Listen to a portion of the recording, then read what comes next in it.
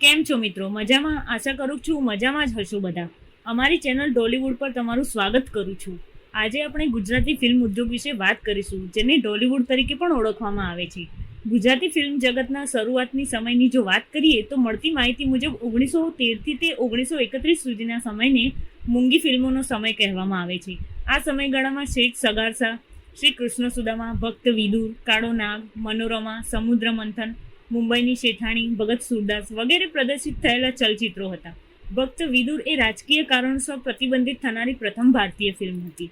Gujarati film ઉદ્યોગની સાચી શરૂઆત 1932થી થઈ હતી અને તે જ વર્ષમાં પ્રથમ બોલતી ગુજરાતી ફિલ્મ નરસિંહ મહેતા રિલીઝ થઈ અને તે સુપર હિટ રહી હતી.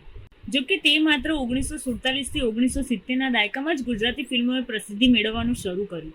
આ સમયગાળા દરમિયાન ચંદ્રકાંત બક્ષી, ગોવિંદ સરૈયા અને મહેશ્વરી બ્રધર્સ જેવા ફિલ્મ નિર્માતાઓએ એવી ફિલ્મો બનાવવાનું શરૂ કર્યું જે માત્ર મનોરંજક જ નહીં પરંતુ સામાજિક મુદ્દાઓને પણ ધ્યાનમાં લેતી હોય. આ યુગની સૌથી લોકપ્રિય ફિલ્મોમાં કંકુ, રાખના રમકડા અને જેસલ તોરલનો સમાવેશ થાય છે. 1970થી 2000ના દાયકામાં ગુજરાતી ફિલ્મ જગતને ચડતી અને પડતી જોવા મળી અને આ જ સમયગાળાને ગુજરાતી ફિલ્મ જગતનો સુવર્ણકાળ પણ કહેવામાં આવે છે, જેમાં 1970 અને 1980ના દાયકામાં ટેલિવિઝનમાં માત્ર હિન્દી ફિલ્મો આવતી હોવાના કારણે અને બોલિવૂડ ફિલ્મોની લોકપ્રિયતાના કારણે ડોલિવૂડની લોકપ્રિયતામાં ઘટાડો થયો હતો. જોકે 1990ના દાયકામાં માનવીની ભવાઈ અને ઊંચી મેડીના ઊંચા મોલ જેવી ફિલ્મો સાથે લોકપ્રિયતામાં ફરીથી વધારો આવ્યો.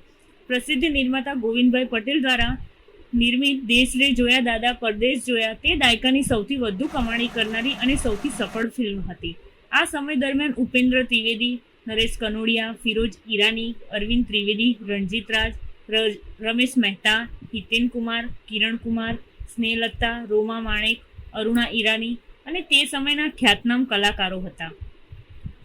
બદલાતા સમયે તકનીકી જરૂરિયાતોના અભાવ અને નાણાકીય રોકાણ પાછું મેળવી નફા તરફના ઝુકાવના કારણે ચલચિત્રની ગુણવત્તામાં ઘટાડો થયો તથા નબળી ગુણવત્તાવાળી અને ઓછા ખર્ચ સાથે ગ્રામીણ દર્શકોને ધ્યાનમાં રાખીને નિર્માણ થવા લાગ્યું અને હિન્દી ભાષાની સમજણ ધરાવતા શહેરી દર્શકો વધુ સારી ગુણવત્તા ધરાવતી હિન્દી ફિલ્મો તરફ વળી ગયા, જેથી ગુજરાતી ફિલ્મ ઉદ્યોગમાં અને ફિલ્મ નિર્માણમાં નોંધપાત્ર ઘટાડો જોવા મળ્યો. 2001 વર્તમાનના સમયમાં ગુજરાતી ફિલ્મ ઉદ્યોગનું પુનરુત્થાન થયું.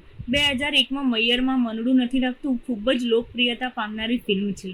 ગુજરાત સરકારે મનોરંજન કરતી ફિલ્મોને 100% કરમુક્ત કરી અને વયસ્ક ફિલ્મો માટે 20% રાહત અપાઈ તથા 5 લાખ રૂપિયાની સહાયની જાહેરાત કરી. ઉત્તર ગુજરાત અને ગુજરાતના અમુક ગ્રામીણ વિસ્તારોમાં લોકપ્રિયતામાં અને દર્શકોમાં વધારો થવાના કારણે ફિલ્મ નિર્માણમાં વધારો થયો.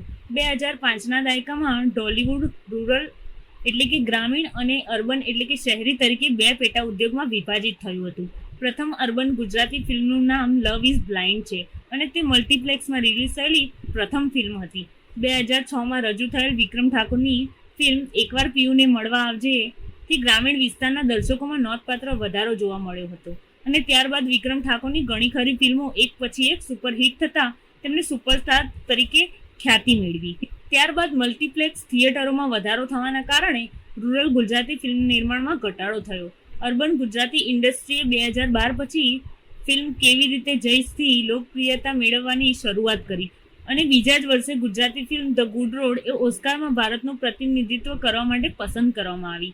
અર્બન ગુજરાતી ફિલ્મ છેલ્લો દિવસથી શહેરી દર્શકોમાં નોંધપાત્ર વધારો જોવા મળ્યો અને ગુજરાતી અર્બન ફિલ્મોની ગુણવત્તામાં પણ સુધારો થયો.